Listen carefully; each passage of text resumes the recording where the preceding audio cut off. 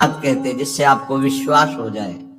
पर उस समय अनुभव होता है कि यदि गुरु कृपा न हो, विवेक न हो तो सह नहीं पाएगा उपासक। ऐसा आक्रमण होता है काम का, क्रोध का, लोभ का, मोह का, मद का, मत्सर का। ऐसा बाहरी लोगों के द्वारा उपहास होता है, निंदा होती है, प्रकृति उसके प्रतिकूल हो जाती है जब वो परमात्मा प्राप्ति के लिए चलता है। मान लीजिए रिश्ते नाते मोह दिखा करके, नाना प्रकार के प्रलोभन देकर या भय देकर उसको विचलित करना चाहते हैं। संबंधियों की बुद्धि में देवता बैठ जाते। भागवत में लिखा है जिस समय कोई परमात्मा प्राप्ति का निश्चय करता है तो संबंधियों की बुद्धि में देवता बैठ जाते हैं। अपना मोह प्रदर्शित करके, प्रलोभन प्रदर्शित करके, सुख सामग्री प्रदर्शित करके उसको मार्ग से च्युत करते हैं या भय दिखा करके। दोनों में नहीं गिरना चाहिए। जैसे ध्रुव जी महाराज ने निश्चय किया कि अब मैं भगवान की प्राप्ति करूंगा, तो औरों की तो बात जाने दो, परम गुरु देवर्षि नारद जी ने दोनों चीजें उन्हें दी, भय भी और प्रलोभन भी।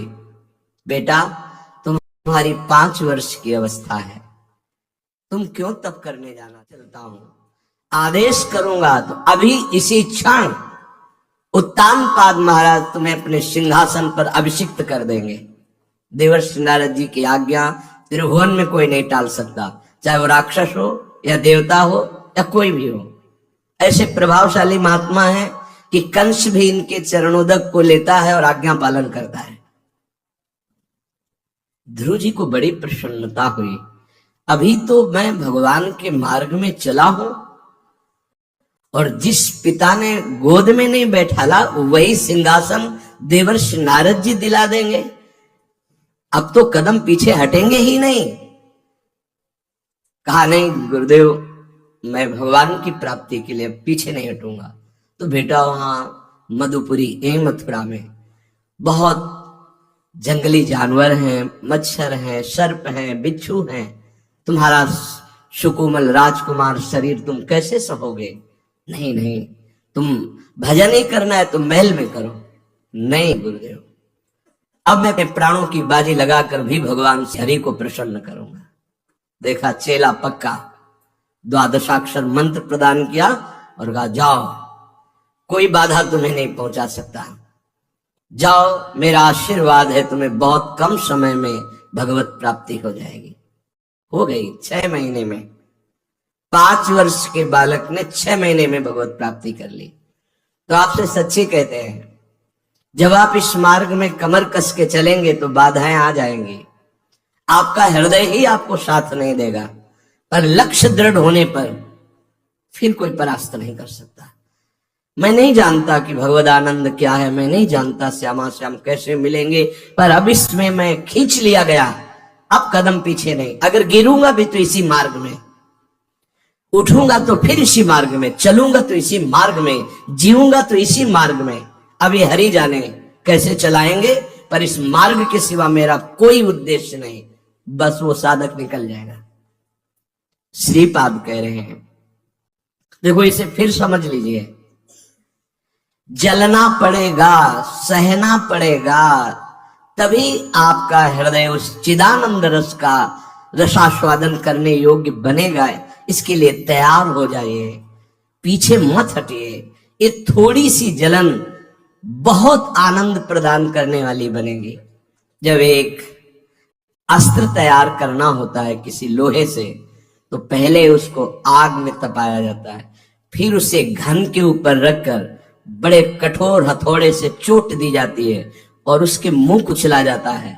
फिर वो इतने पे भी नहीं, फिर उसे पत्थर में रगड़ा जाता है, फिर वो 3 बार बंदी। ऐसे ही तुम्हारी बुद्धि को एक बार जलना होगा, एक बार द्वंद में पिसना होगा, एक बार इसे रगड़ना होगा, तब इतना तीव्र विवेक तैयार हो जाएगा कि विश्व के हर बंधन को काट देगा। तैयारी पक्की रखो। आपका दृढ़ निश्चय होना चाहिए कि आप कोई परवाह नहीं, चाहे जितना कष्ट पड़े, भगवत मार्ग में मैं पीछे नहीं हटूंगा।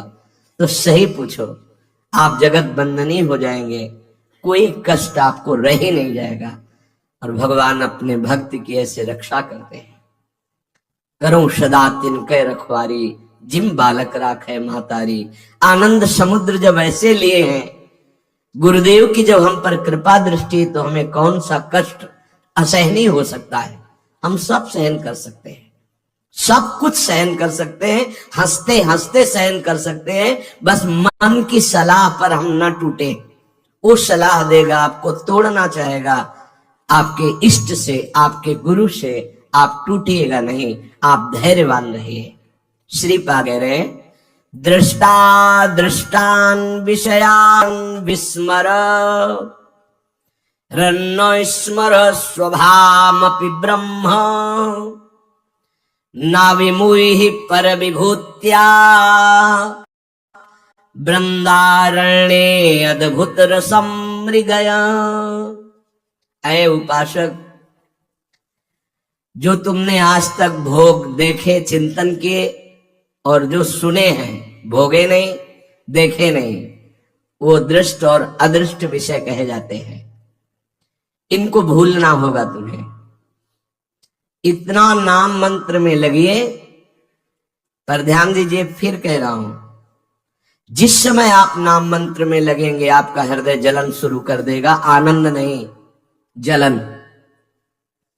ऐसी जलन की इसे बंद करो। टीवी देख लो, कुछ सीरियल देख लो, चलो किसी के पास बैठकर बात कर लेते हैं। ऐसी व्याकुलता बढ़ेगी, खिड़की से झांक के देख लेते हैं। इसको विषय चाहिए, क्योंकि वो मन मरना नहीं चाहता, वो बचना चाहता है विषय भोग के लिए। और परमार्थ में विषयी मन को मरना होता है और सत्य मन को जागृत होना पड़ता है। मन की दो वृत्तियां हैं, एक असत और एक सत। जब हमसे कोई गलती हो जाती है तो वही मन जलाता है, तो उसमें जो सत वृत्ति है वो जलन पैदा कर देती है। असत की तरफ जो हमारा मन आकर्षित हो रहा है उसे मरना पड़ेगा। मन ही मारी तनहारी के वृंदावन में गाज। मन को मारना पड़ेगा। मारने का तात्पर्य निर्विषय करना पड़ेगा। कह रहे हैं दृष्ट एवं अदृष्ट, देखे हुए, भोगे हुए, सुने हुए विषयों को भूलना ही हमारा लक्ष्य है। कैसे भूलें? जो नाम मिला है, जो मंत्र मिला है, जलन पैदा होगी, विकलता पैदा होगी, भागने का मन होगा, किधर भागूं, इस जलन से कैसे बचूं। और जहां नाम छोड़ दिया, विषय सेवन किया, वो जलन मिट जाएगी।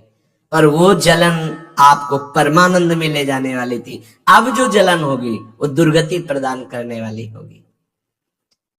एक ऑफिसर आए थे एकांतिक में, उन्होंने कहा कि आपने जो उपदेश किया उसके अनुसार चलता हूं तो सब कुछ छोड़ने का मन होता है। बोलो क्या करें? ये बहुत अच्छे उपासक हैं, वो ऑफिसर होते हुए भी, कमांडो, शायद कमांडो पद के थे, बहुत अच्छी साधना कर रहे हैं, ऐसे सरकारी कार्य में रत होते हुए कि जो लक्षण आने चाहिए वो लक्षण है उनका। केवल जीवन आपके आदेश पर है कि आप हाँ बोलिए, मैं सर्वस्व छोड़ दूं, या आप जैसा आप आदेश करें वैसा मैं चलूं। तो उनको धर्म का ही उपदेश किया, ऐसे ऐसे कर्तव्य का पालन। पर देखो, जब आप अग्नि जो अंदर ज्वाला जलने वाली है विषय वासनाओं की, क्योंकि भस्म होना है, समस्त अशुभ संस्कार, पाप प्रवृत्ति सब भस्म होनी है, अनर्थ की निवृत्ति होनी है। अब उतनी देर के लिए आप ऐसे सो जैसे ऑपरेशन करवाने हम जा रहे हैं, तो हम पैसा देते हैं, दस्तखत कर देते हैं कि मर जाए तो आपका कोई दोष नहीं, फिर हम ऑपरेशन करवाने के लिए तैयार हो जाते हैं, महीनों उसकी पीड़ा कष्ट सहते, पर हमें व्यथा नहीं होती, क्योंकि हमें होता है मैं ठीक हो रहा हूं, मेरा कैंसर हट रहा है, मेरा वो फोड़ा नष्ट हो गया ऑपरेशन के द्वारा। ऐसे ही आपको सहना होगा, व्यथा नहीं होनी चाहिए, व्याकुलता नहीं। दुख है, जलन है, पर मैं सह रहा हूं क्योंकि परमानंद की अनुभूति के लिए ये जलन सहना पड़ेगा। सेवक जी महाराज कहते हैं, सहित सहित बाढ़े भगति गृहतन गुरु हित गा। ये शरीर हमने बेच दिया गुरुदेव को, अब इसकी पीड़ा इसका सुख दुख, इसका मान अपमान, इसकी लाभ हानि गुरुदेव जाने, मुझे तो उनके बताए मार्ग पर चलना है। कोई बड़ा भाग्यशाली होता है तब ऐसे चल पाता है, तो आप सब उन्हीं भाग्यशालियों में हैं, क्योंकि धाम में नित्य सत्संग सुन रहे, भगवत मार्ग का अनुसरण कर रहे हैं। जो महान भागवत जन जिस मार्ग में गए उसी में चल रहे हैं आप। तो अब ये ध्यान देना है कि आपके अंदर चिंतन क्या चल रहा है। चिंतन क्या चलता है? देखे हुए भोगों को पाने की इच्छा, भोगे हुए भोगनों पुनः भोगने की इच्छा, तृष्णा, और सुने हुए भोगों को भोगने की इच्छा। इसको मिटाना है तो आपको नाम चलाना ही चलाना है।